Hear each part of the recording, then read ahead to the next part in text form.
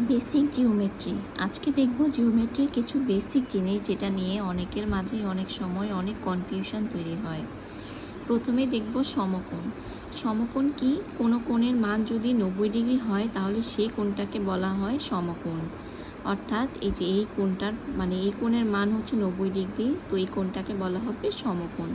Angle A B C হচ্ছে একটি সমকোণ। সূক্ষ্মকোণ। সূক্ষ্মকোণ বলা হয় কাকে? 90 ডিগ্রি থেকে ছোট যে কোণগুলা সেই কোণগুলাকে বলা হবে হচ্ছে সূক্ষ্মকোণ। অর্থাৎ 90 ডিগ্রি থেকে ছোট কোণকে বলা হয় সূক্ষ্মকোণ। অ্যাঙ্গেল এ বি সি হচ্ছে সূক্ষ্মকোণ। স্থূলকোণ।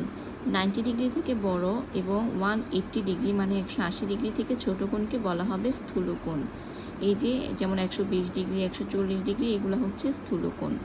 সরলকোণ। 180 ডিগ্রি কোণকে বলা হবে হচ্ছে আমার সরলকোণ। প্রবৃদ্ধকোণ। 180 ডিগ্রি থেকে বড় এবং 360 ডিগ্রি থেকে ছোট কোণকে বলা হবে আমার প্রবৃত্ত কোণ।